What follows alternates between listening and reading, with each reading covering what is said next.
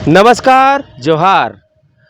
आज हमारे ठेठ खबर में हम आपके सामने एगो ऐसा स्टोरी लेके आए हैं जिसको देख के आप खुदे सकपका जाइएगा कि आखिर हो क्या रहा है हमारे राज्य में। ये सरकार क्या कर रही है, यहाँ पे जो अलग अलग यूनिवर्सिटी है, यूनिवर्सिटी में कौना राज चल रहा है, यूनिवर्सिटी में जो लोग पढ़ाता था उसका क्या हाल हो रहा है। हमारा साथ में यहाँ बैठे हुए हैं एगो शिक्षक हैं, ये सिद्धो कान्हो मुर्मू विश्वविद्यालय में टीचर हुआ करते थे, 1 साल पढ़ाईबो किए हैं, दिव्यांग हैं। आप देखिए इनके पीछे इनका पैर भी रखा हुआ है, मतलब बैसाखी भी यहीं पर रखा हुआ है।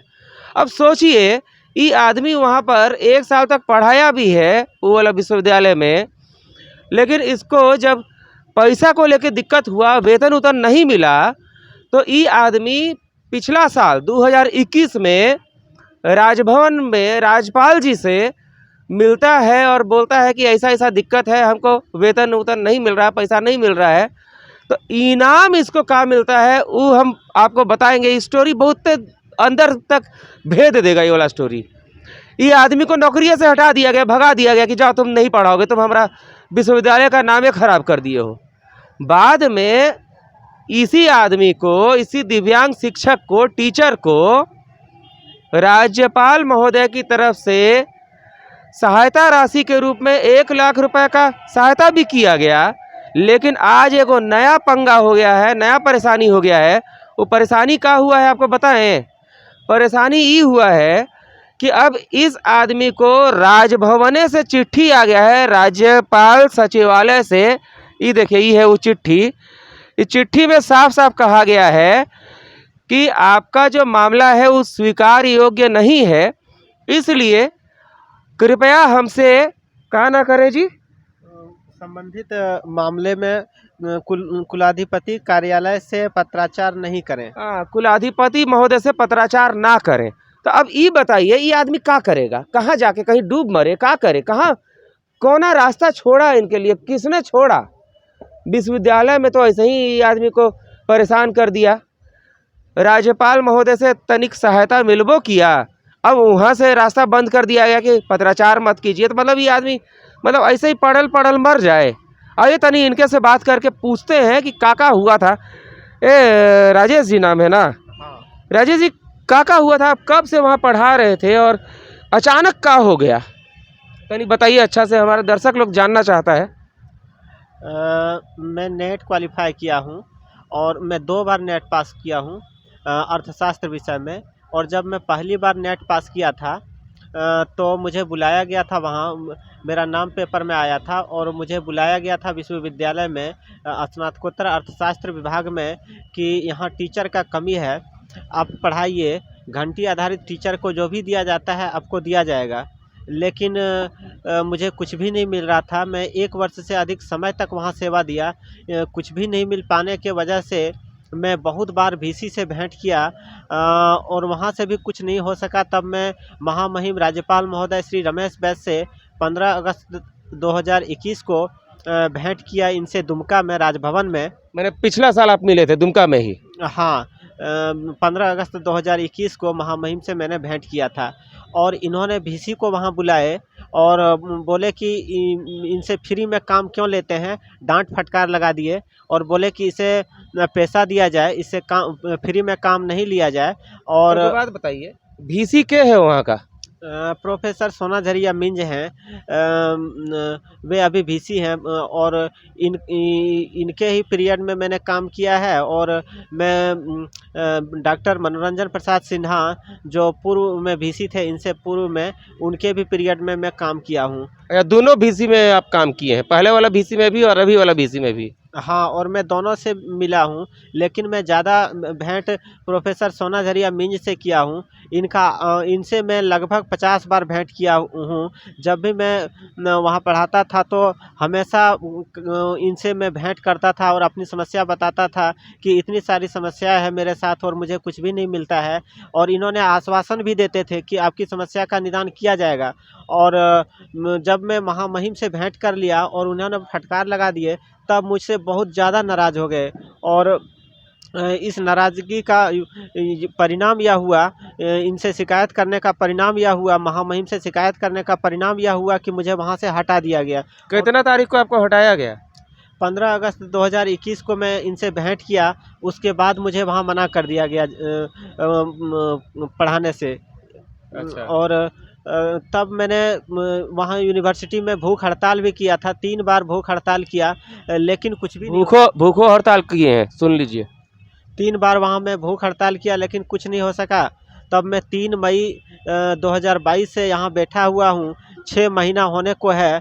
3 नवंबर को मेरा 6 महीना हो जाएगा। आज 26 तारीख है, तो कुछ दिन के बाद, 5-6 दिन के बाद मेरा 6 महीना पूरा होने वाला है। और इस 6 महीना के दौरान मुझे महामहिम की ओर से कुछ राशि दिया गया, 1 लाख रुपया दिया गया, यह बोलकर कि regarding your claim to be engaged as a contract teacher and subsequently removed without any remuneration. इस सब्जेक्ट को लेके मुझे मानवता के आधार पर 1 लाख रुपया दिया गया। लेकिन मेरा मांग था कि मुझे फिर से वहाँ रखा जाए, हटाया नहीं जाए, बेरोज़गार नहीं किया जाए। इसी मांग को लेके मैं आया था, मेरा मुख्य मांग यही था। और इस दौरान मुझे बहुत जगह से पत्र भी दिया गया कि आप फिर से वहाँ जाके पढ़ाइए। पहला पत्र जारी किया गया था उच्च शिक्षा विभाग की ओर से, दूसरा पत्र जारी किया गया माननीय विधानसभा अध्यक्ष की ओर से, तीसरा पत्र जारी किया गया माननीय अर्जुन मुंडा की ओर से, और चौथा पत्र जारी किया गया भारतीय जनता पार्टी के प्रदेश अध्यक्ष की ओर से। लेकिन विश्वविद्यालय के पदाधिकारी मुझे वर्गाध्यापन का कार्य देने से नहीं देना चाहते हैं। वे लोग व्यक्तिगत झगड़ा बना लिए हैं। मैं जब भी विश्वविद्यालय जाता हूं तो मुझे अंदर नहीं घुसने दिया जाता है, और इस बार भी जब मैं गया तो पुलिस द्वारा मुझे अंदर ले गया और थाना में बैठा के रखा गया विश्वविद्यालय के निर्देश पर। और वहाँ से आदमी आया मेरा लेटर रिसीव करने के लिए, और मुझे अंदर नहीं जाने दिया गया, मुझे किसी से भेंट भी नहीं करने दिया गया। और प्रत्येक बार मेरे साथ यही होता है, मुझे गेट पर ही रोका जाता है, और अंदर भी जाना होता है तो मुझे पुलिस के साथ मुझे अंदर ले जाया जाता है, जैसे कि मैं कोई अपराधी हूँ, बहुत बड़ा अपराधी जैसा मेरे साथ सलूक किया जाता है। तो और महामहिम राज्यपाल महोदय से मैं न्याय की मांग को लेके यहाँ आया था कि यहाँ मुझे न्याय मिलेगा। वैसे मुझे मानवता के आधार पर 1 लाख रुपया दिया गया, इसके लिए मैं महामहिम का आभारी हूँ। लेकिन मेरा मुख्य मांग था कि मुझे हटाया नहीं जाए, और मैं इस दौरान बहुत सारे पत्र भी लिखा। मैं लगातार पत्र लिख रहा था, प्रत्येक 20 दिन 15 दिन 20 दिन के अंदर मैं पत्र लिख रहा था। और पत्र में स्मरण पत्र में ऊपर मैं अंकित करता था, जैसे यह स्मरण पत्र 10 हो गया, उसी तरह से मैं और भी सारे पत्र लिखता था। मैं इसमें नंबर लिखते जाता था। ये स्मरण पत्र 14वां स्मरण पत्र है। तो जब मैं पत्र लिखते जा रहा था इस तरह से, तो राज्यपाल सचिवालय की ओर से मुझे एक पत्र दिया गया, और उसमें यह बोला गया कि आप जो है पत्राचार नहीं करें कुलाधिपति कार्यालय में। और मैं इस बहुत उम्मीद से बैठा हुआ था यहाँ कि महामहिम राज्यपाल महोदय मेरे साथ न्याय करेंगे। संबंधित पदाधिकारी जो राज्यपाल भवन में है, उनसे मुझे बहुत न्याय का उम्मीद था। उनको मैं ईश्वर के रूप में, भगवान के रूप में देख रहा था कि मेरे साथ न्याय ये लोग जरूर करेंगे। लेकिन मतलब पूरा रास्ता है बंद हो गया। लेकिन मेरा रास्ता ही इन लोगों ने बंद कर दिए। मैं अब क्या करूं, कहां जाऊं? मेरा अंतिम यही था। मैं भगवान के दरवाजे पर आया था। मेरे लिए यहाँ यदि न्याय मिलता तो मैं समझता कि मैं ईश्वर से मेरा सुन लिया, भगवान ने मेरा सुन लिया। तो सुने आप लोग, ये आदमी जो है दिव्यांग है, ढंग से चल नहीं सकता है। आपको एगो बात बताएंगे, आपका आंख में आंसू आ जाएगा। ये आदमी 70% दिव्यांग है। अगर ये दोनों जो बैसाखी है, अगर इसके पास ये बैसाखी नहीं रहेगा तो ये आदमी ढंग से खड़ा भी नहीं हो पाएगा। फिर भी ये आदमी इतना किया, 2 बार नेट क्वालिफाई किया, टीचिंग का काम किया, पढ़ाया, 1 साल पढ़ाईबो किया। उसके बाद जब न्याय का गुहार लगाता है तो इसको न्याय के बजाय ऐसा इनाम दिया जाता है कि निकाल के भगा दिया जाता है कि जाओ, तुमको नहीं पढ़ाना है, तो हमारा नाम खराब कर रहे हो, शिकायत काहे किए।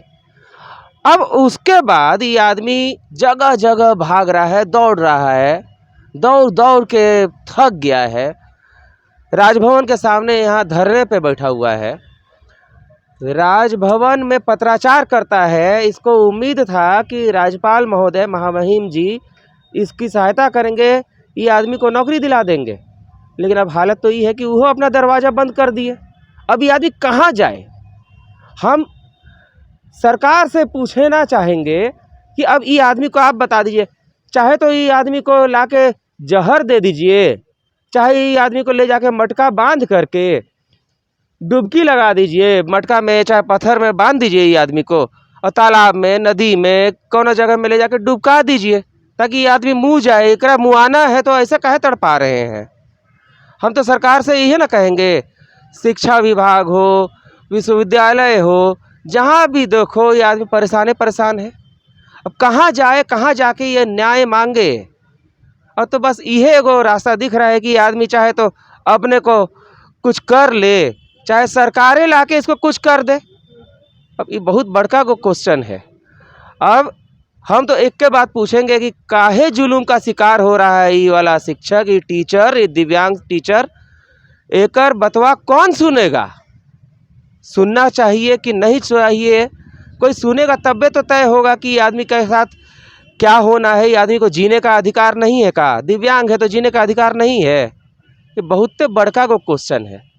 तनी ये बात पे सरकार जी आपसे भी कहेंगे, तनी ये बात पे विचार कीजिएगा, गौर कीजिएगा, और जितना हो सके जल्दी से ये आदमी का तनी परेशानी को समझिए और इसका समाधान कीजिए, काहे कि ऐसा ठीक नहीं ना लगता है।